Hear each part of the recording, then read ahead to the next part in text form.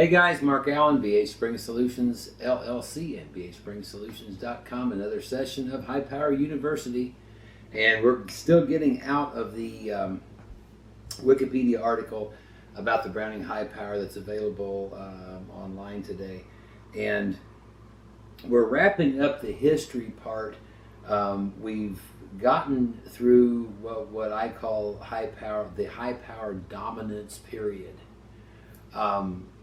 And that dominance period really ran all the way up to 1980. And the one of the things that we know about what the high power design was subjected to, if you will, inside of FN. FN and Browning are extremely large, very influential companies in what they do, and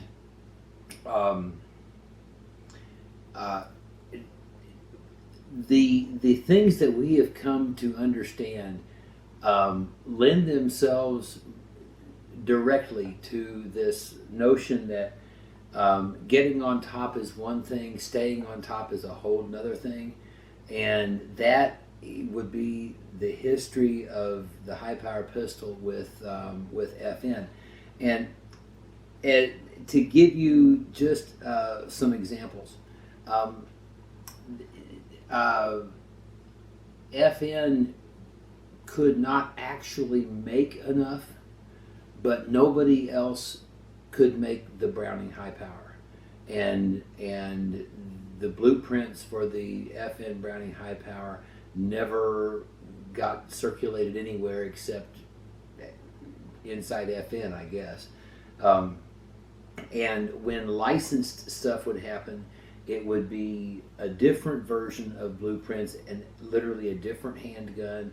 You can't swap slides and frames between an FN and an FM very effectively. You're going to have to fit some things and compensate for some things that are different.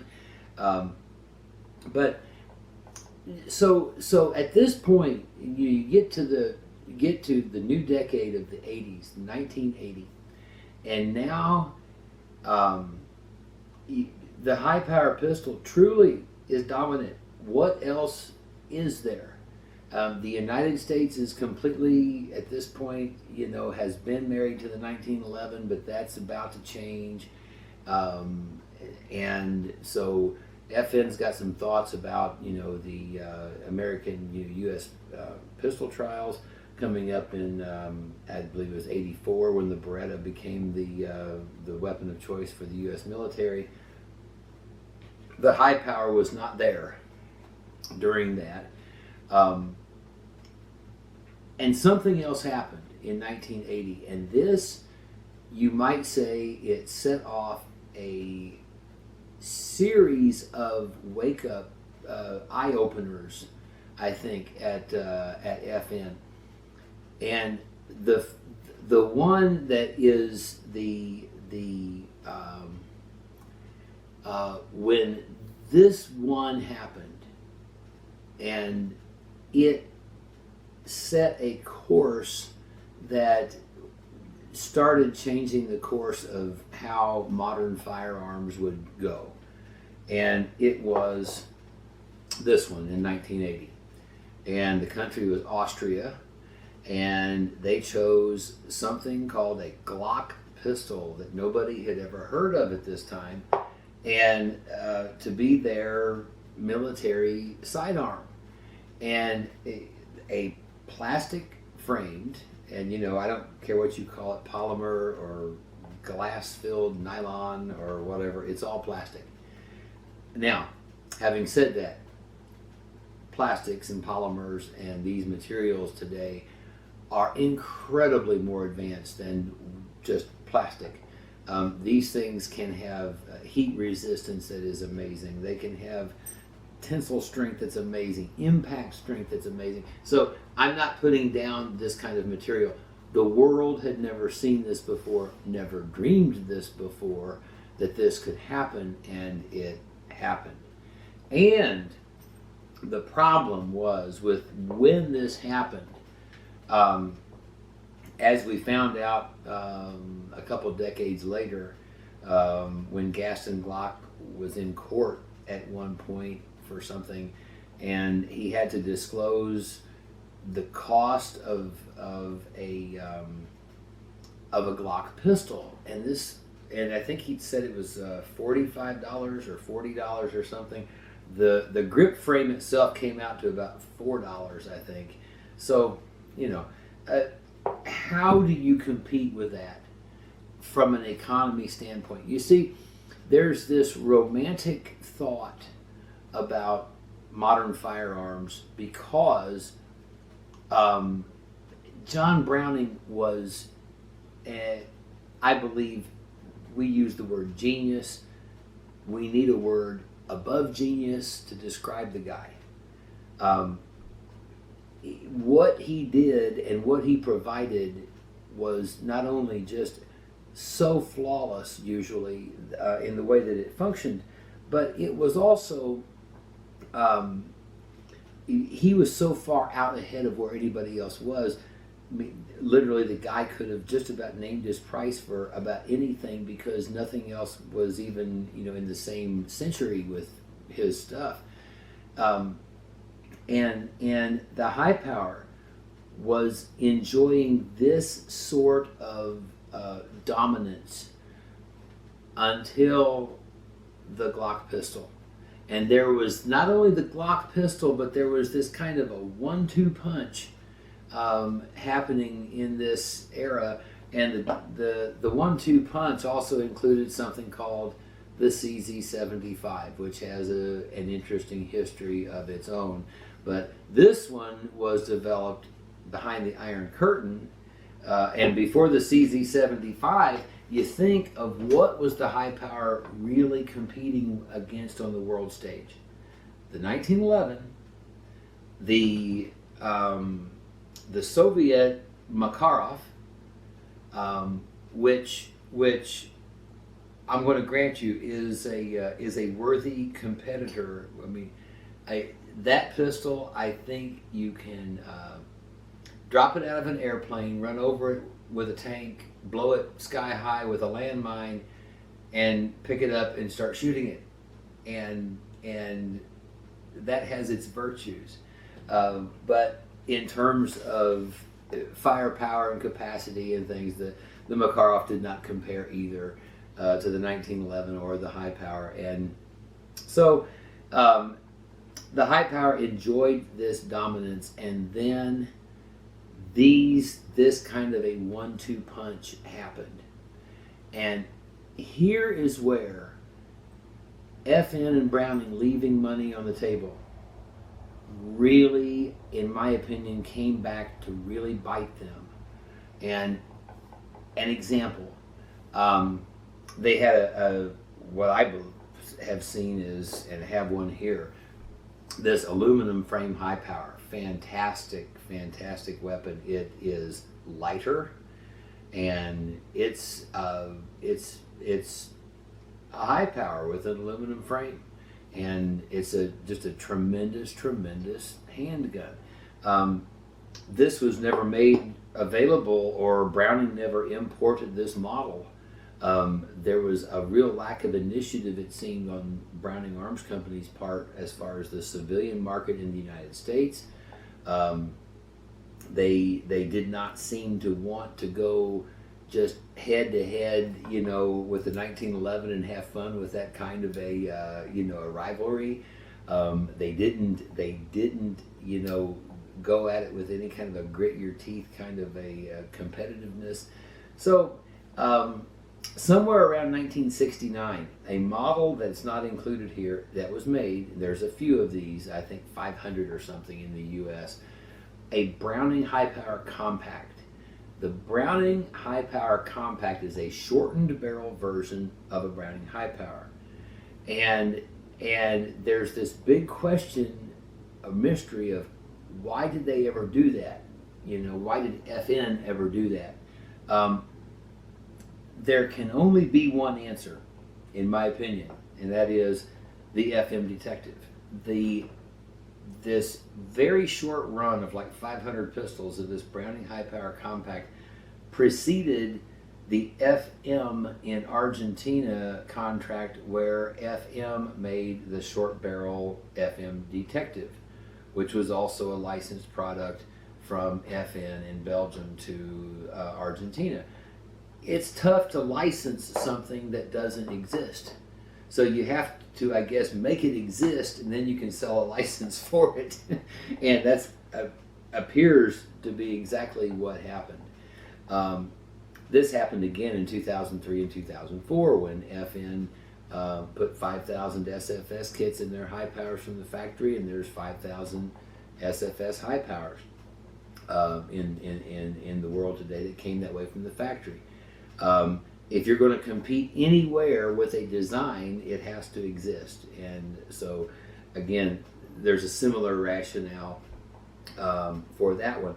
But FN and Browning could have gone forward from 1969 with some kind of an officer's model, or the Browning high power compact, or whatever. And the vision inside FN just wasn't there to do it and to sign off on going forward with that, with something like that. Some things caught on, some things didn't catch on, but needless to say, FN really left a lot of money on the table, and they left a lot of advantage in their rear view mirror by that point, because my goodness, the CZ75 finally saw the light of day, and it has a compact version and much less expensive to produce, and double action, single action, which in my opinion is a novelty, nothing more. It's a novelty, but people didn't know it was a novelty at the time, and so that got traction, and that got attention. This period of the 1980s, we're going to come back and touch on this a little deeper, because this here's where I'm going with this. FN and Browning traded a handgun that looks like this, that is known to be one of the most longest lasting, highly reliable handguns, sexiest, most natural pointing extension of your arm you've never felt before if you've never shot a high power. And they traded it for handguns that look like this. And there's obviously nothing really sexy about this, but it's a machine, it does work, and to their credit, it shoots very, very straight. But that's the direction that things went. In that time frame, FN really seemed to be disoriented. And here's the fact: they were disoriented.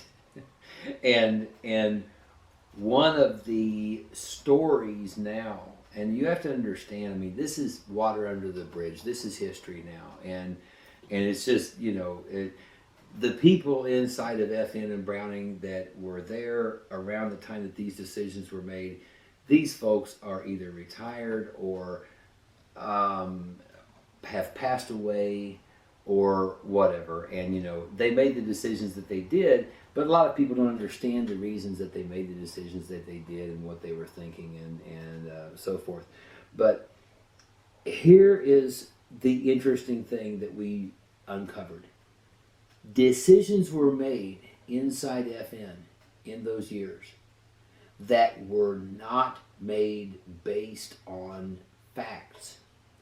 And this is one of the most incredible stories I've ever heard, is stories about operating systems like the SFS, we call fast safety today. Another one called the fast action, that was invented inside FN in the 1980s. This was a incredible design period where the designers were really innovative and they were going for things that could get traction in the market. And then we hear stories about the SFS, safety fast shooting system, or fast safety we call it today, presented to the suits, the guys that make the decision inside like FN, and the person doing the presenting of the design is not a designer, but is somebody who's hired to make presentations to boards of directors or whatever, and literally presents systems that he himself doesn't understand himself, and decisions that steered the course of history of the world's at one time most dominant handgun happened based on presentations where the presenter did not even understand what they were presenting and how it worked. And this is and I know you're going to go, is that even possible? And yes, the bigger that bureaucracies get, and the bigger that entities get, and they get full of their success and whatever they do, mistakes happen, and mistakes happened with respect to the high power design, with respect to things that were designed in the 1980s that really could have changed the course of the direction of the high power pistol. But to even have the idea that there were decisions made in the 1980s and then early in the early 90s based on, I'm talking about decisions at the core level of the company in Belgium, and Browning, decisions based on presentations that were just worthless, in essence, is almost too much to comprehend, but it appears that is exactly what happened. And that's why you get this sort of fragmented, like FN went this direction, then this direction, and Browning went this direction, and they went over here. And what I mean by that is, FN took off down a developmental road for alternative operating systems, SFS, fast action, double action, single action, double action only. The first series of plastic pistols from FN or Browning, Browning and the BDM, which was a dual mode. It could be a double action, single action, or a double action only revolver mode. This all came down in a matter of years, in the matter of a decade. So what you have to get from that is they were in almost a panic mode of how are we going to save our position and where are the winds of change going. And this is in terms of FN's history, this is a very, very confused time where they don't have one direction. They have a lot of different directions, and they're looking for anything and something that they can find that'll stick, and get them traction back in the marketplace. The 80s happened. The United States military solicited designs for replacements for the 1911. The high-power pistol in its original design did not qualify for, it needed to be a double-action, single-action thing. That was the whole deal at the time. Today it's modular. Don't know where it's going to go from here, but at that time, the deal was double-action, single-action. And there were ideas inside FN, like the SFS system of, well, double action, single action is fine, but there's a better alternative to even that, and that would have been the fast safety or the SFS system. And there was another one called the fast action system. That's another subject, not for the high power, but for its own actual handgun design.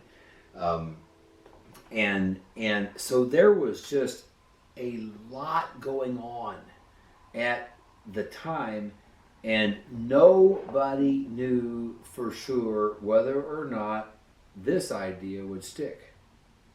There was a lot of folks who said, you know what, that was a flash in the pan that happened in Austria, it'll never happen again. And then it kept happening and kept happening and kept happening.